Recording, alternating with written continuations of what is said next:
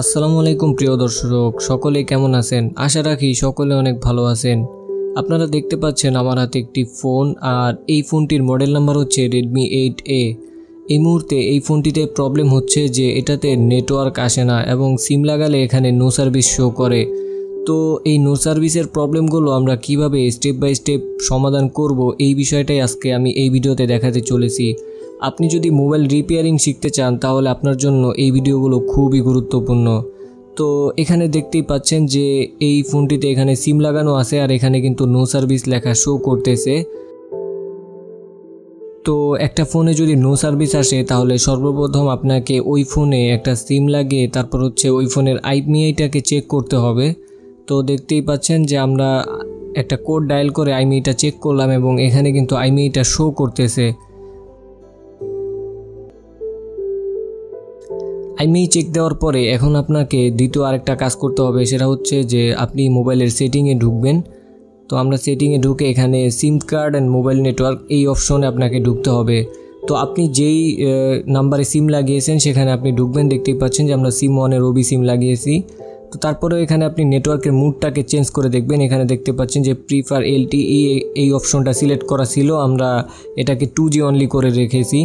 তো 2G only করে আপনি দেখবেন যে নেটওয়ার্কটা আসে কিনা। অনেক সময় 4G আইসিতে যদি প্রবলেম হয় তাহলে কিন্তু 2Gটা চলবে। তো আমাদের যেহেতু একটা নেটওয়ার্ক প্রবলেম সমাধান করতে হবে, আর নেটওয়ার্কের কয়েকটা আইসি হয়, যেমন 2G, তারপর 4G আর হচ্ছে RFIC। তো এই তিনটা আইসির আসলে কোন আইসিটা প্রবলেম আর কী কারণে নেটওয়ার্কটা আসছে না, এই বিষয়টা আমাদেরকে ভালোভাবে শিওর হতে হবে। তো দেখতেই পাচ্ছেন যে এখানে কিন্তু নেটওয়ার্কটা আসছে না 2G অনলি করার পরেও। তো এইভাবে আপনি এই নেটওয়ার্ক মুডটাকে চেঞ্জ করে দেখবেন। তারপরে আরেকটা কাজ করতে হবে, সেটা হচ্ছে যে মোবাইল নেটওয়ার্ক এই অপশনে ঢুকবেন। অন্যান্য ফোনে এখানে ক্যারিয়ার লেখা থাকতে পারে। তো এটাকে ঢুকে এটাকে বলে ম্যানুয়ালি সার্চ। তো আমরা এই ম্যানুয়ালি সার্চ করে দেখব নেটওয়ার্কটাকে, যে এখানে সিমের নামগুলো শো করে কিনা। এখানে সার্চ করার পরে আপনি দেখবেন যে যদি এখানে অনেকগুলো সিমের নাম শো করে তাহলে আপনাকে বুঝতে হবে যে RFICটা ভালো আছে। আর যদি এখানে কোনো সিমের নাম শো না করে, এটা যদি ফেইল্ড মানে অথবা ইরর আসে, তাহলে বুঝতে হবে যে RFIC অথবা 2G আইসিতে কোনো প্রবলেম, এই জন্য এই সমস্যাটা হচ্ছে। তো এইভাবে স্টেপ বাই স্টেপ আমাদেরকে একটা বেসিক ধারণা নিয়ে তারপর হচ্ছে ফোন খুলতে হবে। তো দেখতেই পাচ্ছেন যে এখানে কিন্তু রিট্রাই আসছে এবং কোনো সিমের নাম এখানে কিন্তু শো করে নাই। তো যেহেতু সিমের নাম শো করতেছে না, তারপরে আমরা আরেকটা কাজ করব, সেটা হচ্ছে যে আমরা মোবাইলে একটা কোড ডায়াল করে দেখব যে মোবাইলের রেডিও পাওয়ারটা কি অন আছে নাকি অফ আছে। অনেক সময় যদি রেডিও পাওয়ারটা অফ থাকে তাহলে কিন্তু নেটওয়ার্ক নো সার্ভিস থাকবে। তো এটা রেডমি মোবাইলের ক্ষেত্রে আপনি ডায়াল করতে পারবেন ***4636# এই কোডটা ডায়াল করলে দেখবেন যে এখানে একটা টেস্টিং মোড আসছে। এখানে দুইটা নাম্বার দেখতে পাচ্ছেন, একটা হচ্ছে ফোন ইনফরমেশন 1 এবং ফোন ইনফরমেশন 2। যেহেতু আমি সিম 1-এ সিম লাগিয়েছি এই জন্য আমরা সিম 1-এ ঢুকবো। ঢোকার পরে দেখতেই পাচ্ছেন যে এখানে মোবাইল রেডিও পাওয়ার বলে একটা অপশন আছে, আর এই অপশনটা কিন্তু এখন অন আছে। এই অপশনটা যদি অফ থাকে এবং এটাকে যদি আপনি অন করে দেওয়ার পরে এটা সাথে সাথে নিজেই অফ হয়ে যায়, তাহলে আপনাকে বুঝতে হবে যে আপনার RFICতে কোনো প্রবলেম। তো দেখতেই পাচ্ছেন আমাদের এটা কিন্তু অন আছে। তো আমরা বুঝে গেলাম যে আমাদের RFICতে কোনো প্রবলেম নেই, আমাদের অন্য কোনো জায়গায় প্রবলেম থাকতে পারে।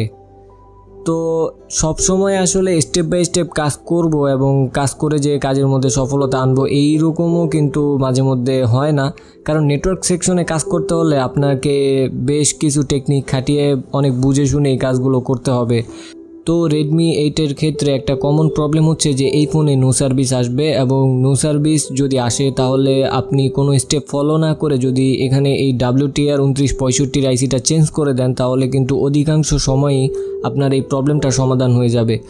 শুধু এই মোবাইলটার ক্ষেত্রে আমি কোনো স্টেপ ফলো না করেই ডাইরেক্ট সরাসরিভাবে আইসিটাকে চেঞ্জ করে দিব, তারপর দেখব যে আমাদের এই প্রবলেমটি সমাধান হয় কি না।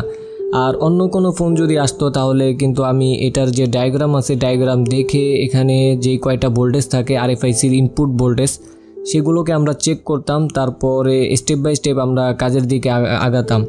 তো অন্য কোনো ফোন আসলে কিন্তু আপনি অবশ্যই ওই ভোল্টেজগুলোকে চেক করবেন যে সঠিকভাবে ভোল্টেজ পাচ্ছে কিনা।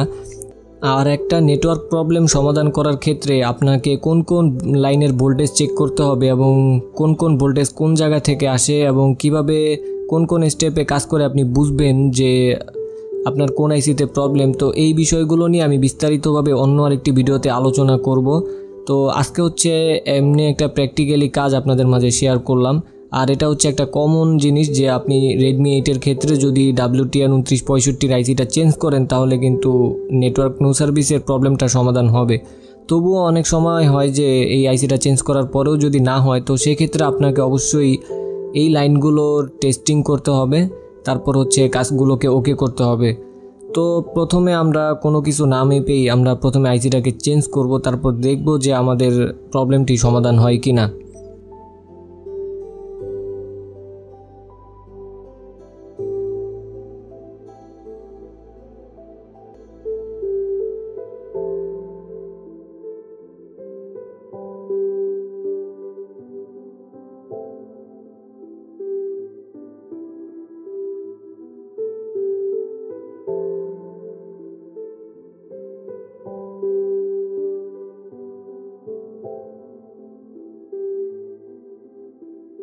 আমরা আইসিটাকে তুলে নিলাম। এখন হচ্ছে আমরা ভালোভাবে আইসি বসানোর জায়গাটাকে ক্লিন করে নিব, কারণ আগের যে বলগুলো থাকবে এগুলোকে যদি আপনি সমান না করে দেন তাহলে কিন্তু আপনার নতুন আইসিটা বসাতে প্রবলেম হবে।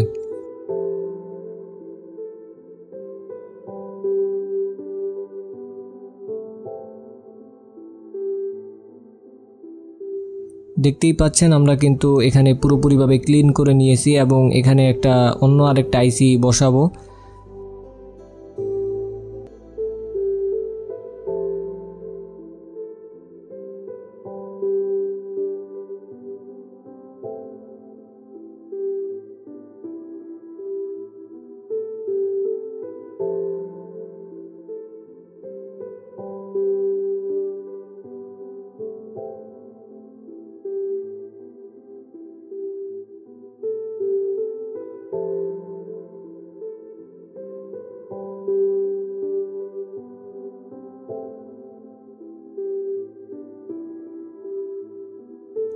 আমরা আইসিটাকে বসিয়ে নিলাম। এখন হচ্ছে যে কোনো একটা আইসি বসানোর পরে আপনি সবসময় একটা জিনিস খেয়াল করবেন যে ওই আইসিটার পাশে কোনো শর্ট হয়েছে কিনা কোনো কম্পোনেন্ট, কারণ অনেক সময় নতুন আইসি শর্ট হয়ে থাকে, অথবা আপনার লাগানোর সময় যদি কোনো উল্টাপাল্টা হয় তাহলে কিন্তু আশেপাশের কম্পোনেন্টগুলো শর্ট হয়ে যায়।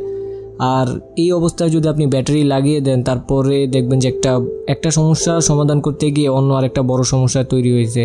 তো এই জন্য একটা আইসি লাগানোর পরে ওই আইসির আশেপাশে দেখবেন যে কোনো শর্ট হয়েছে কিনা। তো আমরা এটাকে চেক করে নিলাম যে এখানে কিন্তু কোনো শর্ট হয়নি। এবার হচ্ছে আমরা এটাকে মাদারবোর্ডের মধ্যে ফিটিং করব, তারপর দেখব যে নেটওয়ার্কটা আসে কিনা।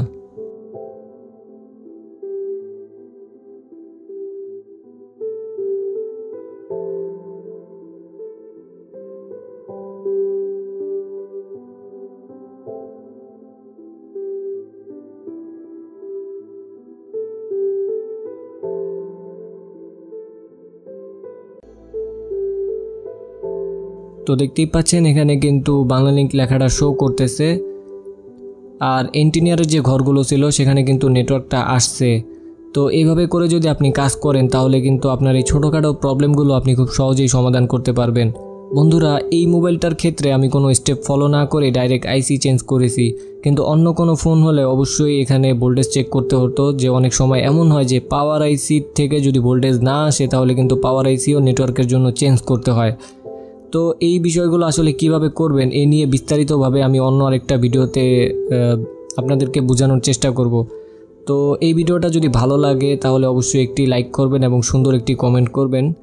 তো পরবর্তী কোনো ভিডিওতে দেখা হবে, সে পর্যন্ত ভালো থাকবেন, সুস্থ থাকবেন। আল্লাহ হাফেজ।